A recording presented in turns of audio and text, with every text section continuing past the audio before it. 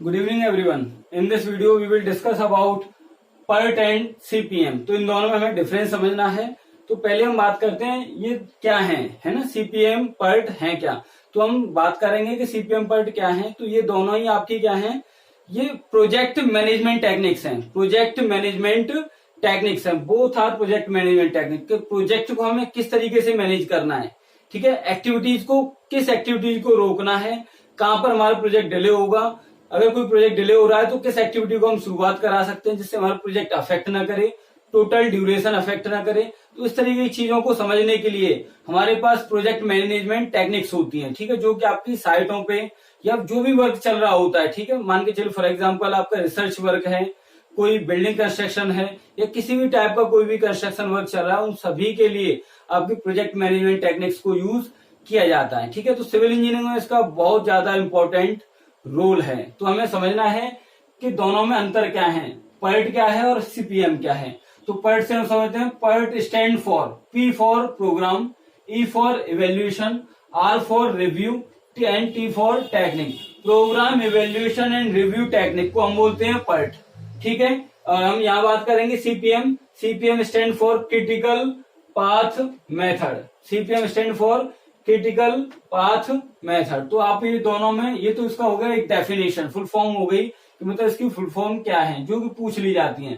कभी कभी project programme की जगह पे प्रोजेक्ट भी करेक्ट हो जाता है, ठीक है। Project evaluation and review technique, clear है। तो अब देखिए कि इन दोनों में अंतर क्या है। तो पहले तो हम समझते हैं कि PERT ये कब आया। PERT is given by US navy. US navy ने, यूनाइटेड स्टेट की जो नेवी डिपार्टमेंट है, उसने इसका इस्तेमाल सबसे पहले किया 1958 में। कब किया है? 1958 में, जबकि CPM आपका इससे एक साल पहले यूज हो चुका था, जो कि आपका मिसाइल, पोलरिज मिसाइल प्रोग्राम में हम इसको यूज किया गया था यूनाइटेड स्टेट के नेवी के द्वारा, ठीक है। अब हम इसे समझते हैं कि PERT का मेन मतलब क्या है। जो हमें इसमें जो पॉइंट्स हमें याद करने हैं, जो कि ऑब्जेक्टिव में पूछे जाते हैं, उनको हम यहाँ पे डिस्कस करेंगे।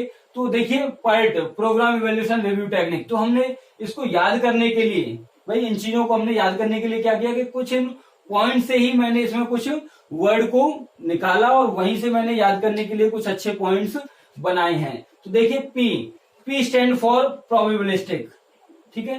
तो it is based on probabilistic approach. ये मेथड जो आपका किस पे बेस्ड होता है, आपका प्रोबेबिलिस्टिक अप्रोच। प्रोबेबिलिस्टिक का मतलब होता है जो कि अनसर्टेन होता है, जिसका कोई वेल डिफाइंड टाइम नहीं है। अनसर्टेन एक्टिविटी ये किसके लिए होता है? टू मैनेज PERT, ठीक है।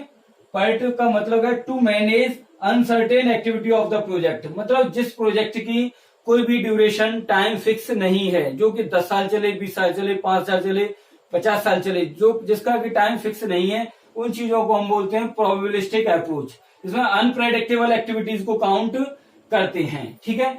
P फॉर प्रोबेबिलिस्टिक, याद रखना, P for probabilistic, E for event. हम याद करने के लिए आपको हम बता रहे हैं R for research work and T for time. तो आपको याद क्या करना है कि इट इज इवेंट ओरिएंटेड। ये जो एक्टिविटी, ये जो आपका PERT है, प्रोग्राम इवेल्युएशन रिव्यू टेक्निक, ये आपका इवेंट ओरिएंटेड है। PERT ये वैसे आपका इवेल्युएशन, लेकिन याद करने के लिए, ये ट्रिक बनाने के लिए कि आपको याद रहे ये चीजें।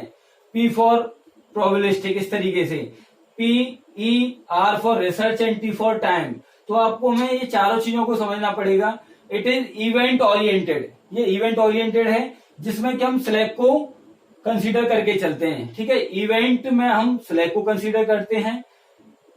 नेक्स्ट हम बात करेंगे, it is suitable for research and development work. अभी हमने बताया यहाँ पर कोई भी टाइम फिक्स नहीं है, तो रिसर्च वर्क में और डेवलपमेंट वर्क में हम इसको यूज करते हैं, जो कि आपके नॉन रिपीटेड टाइप के वर्क होंगे, नॉन रिपीटेटिव, ठीक है, या फिर हम बोले न्यू टाइप प्रोजेक्ट के लिए हम इसे यूज करेंगे, क्लियर है। नेक्स्ट हम आते हैं, टाइम इज इंपॉर्टेंट फैक्टर। यहाँ पे T, भाई PERT हमने याद करने के लिए क्या बोला, T for time. Time is a important factor. यहाँ पे हम क्या मानते हैं, टाइम पर फोकस करते हैं, क्योंकि हमें पता है कि इसका टाइम लिमिट नहीं है। टाइम हमारा कितना भी समय में जाके आपका प्रोजेक्ट कंप्लीट होगा। तो हमें करना क्या है कि टाइम को अगर हम कम कर लेंगे, भाई इसमें अगर हम टाइम को कम कर लेंगे तो ऑटोमेटिकली कॉस्ट इसकी कम हो जाएगी। तो यहाँ पे मेन फोकस होता है टाइम को रिड्यूस करने के लिए। तो मिनिमम टाइम के करस्पॉन्डिंग मिनिमम टाइम के करस्पॉन्डिंग हमें कॉस्ट भी मिनिमम मिल जाएगी। ठीक है, यहाँ मैंने बताया दिखाया भी है मिनिमम कॉस्ट, मिनिमम टाइम लगेगा तो ऑटोमेटिकली आपको मिनिमम कॉस्ट मिल जाएगी। अब देखिए चारों को मैं इधर समझा रहा हूं, ठीक है, सीपीएम में क्या अंतर है तो देखते हैं। It is given by MR walker, ये एमआर वॉकर ने दिया 1957 में इसका, अब इसका इन्वेंट किया गया, यूज किया गया सबसे पहले। ठीक है, बेस्ड ऑन डिटर्मिनिस्टिक, यहाँ पर प्रोबेबिलिस्टिक था तो ये डिटर्मिनिस्टिक हो जाएगा, या फिर स्टैटिस्टिक बोलते हैं हम इसे। ठीक है, तो ये क्या होगा आपका प्रोबेबिलिस्टिक और ये आपका डिटर्मिनिस्टिक, मतलब फिक्स टाइम के लिए, है ना, बेस्ड ऑन फिक्स अप्रोच। ये जो आपका डिटर्मिनिस्टिक अप्रोच है यानी कि फिक्स टाइम अप्रोच पर बेस्ड होता है। नेक्स्ट आपका ये आपका इवेंट ओरिएंटेड था तो ये आपका एक्टिविटी ओरिएंटेड होगा, याद करते जाना। ऑटोमेटिक जस्ट आप इसे थोड़ा सा चेंज करना है, यहाँ इवेंट ओरिएंटेड तो इधर एक्टिविटी ओरिएंटेड, ये प्रोबेबिलिस्टिक अप्रोच तो ये डिटर्मिनिस्टिक अप्रोच। यहाँ पर it is suitable for research and development work, तो रिसर्च वर्क यानी कि नॉन रिपीटेटिव वर्क के लिए था, तो यहाँ पर ये आपका किसके लिए होगा, रिपीटेटिव वर्क के लिए होगा। ठीक है, जैसे आपका बिल्डिंग कंस्ट्रक्शन होता है, एक फ्लोर बना दिया उसके ऊपर दूसरा फ्लोर तीसरा फ्लोर, तो इस टाइप की जो भी चीजें होती हैं तो ये रिपीटेटिव वर्क बोले जाते हैं। ठीक है, जैसे आपका हाईवे कंस्ट्रक्शन है, 1 किलोमीटर के लिए सेम, फिर अगला 1 किलोमीटर, फिर नेक्स्ट 1 किलोमीटर। ठीक है, तो ये सिमिलर वर्क के लिए। नेक्स्ट यहाँ पर आपका टाइम इंपॉर्टेंट फैक्टर था, यहाँ पर आपका मेन है कॉस्ट।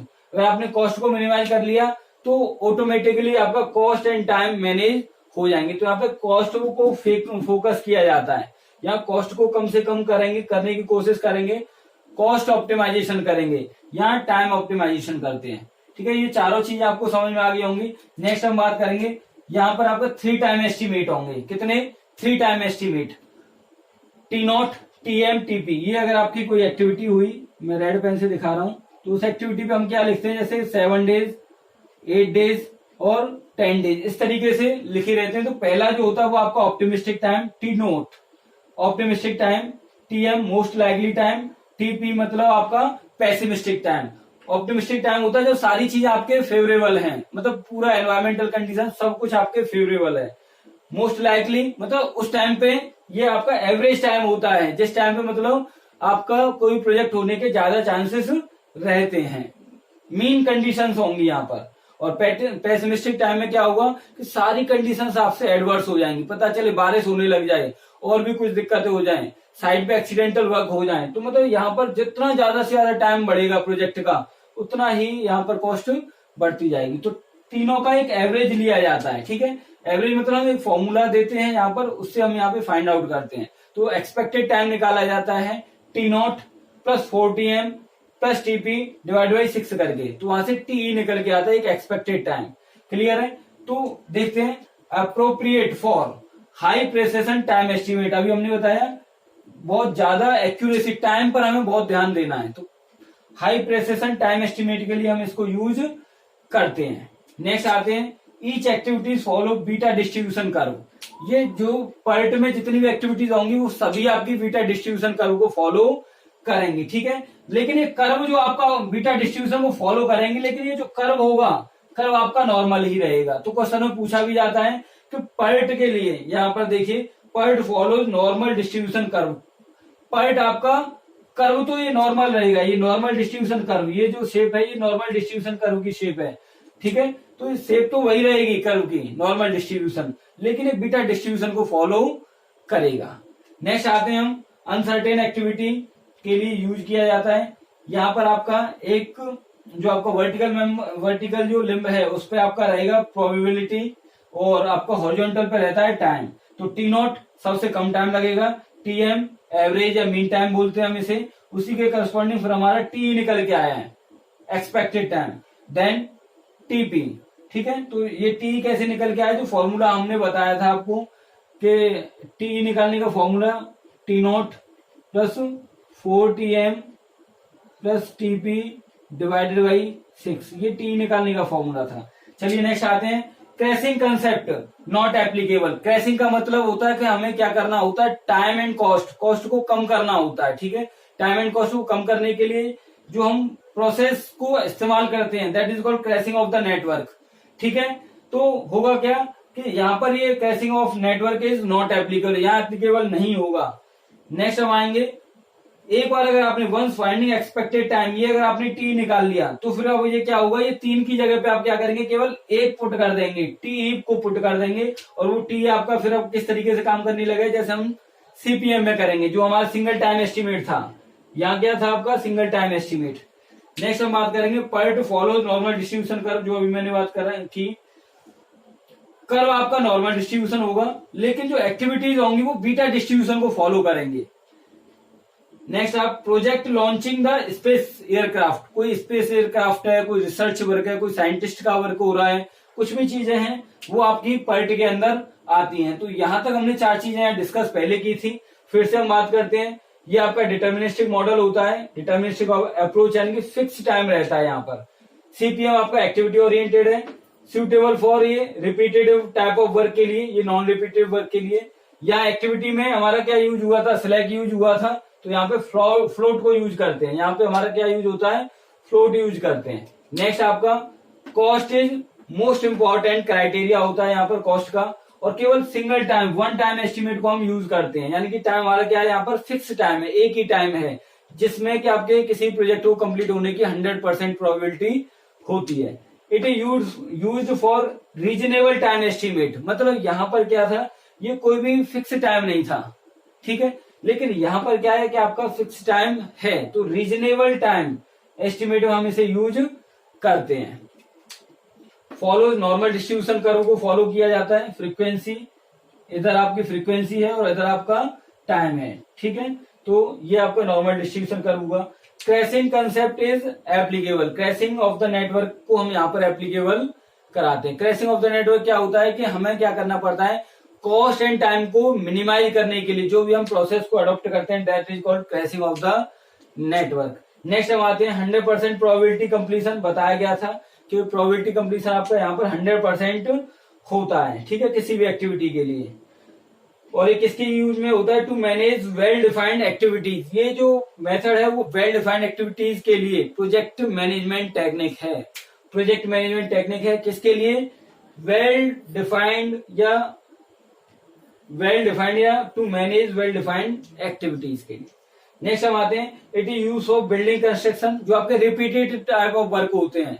तो मैंने ये बताया बिल्डिंग कंस्ट्रक्शन में, बिल्डिंग में कंस्ट्रक्शन कोई और वर्क हो रहा है, हाईवे वगैरह बन रहा है, ठीक है, उस टाइप के प्रोजेक्ट में हम इसका यूज करते हैं। तो इसमें सारी चीजें मैंने डिस्कस कर ली हैं, आप इन सभी को एक एक बार पढ़ लीजिएगा।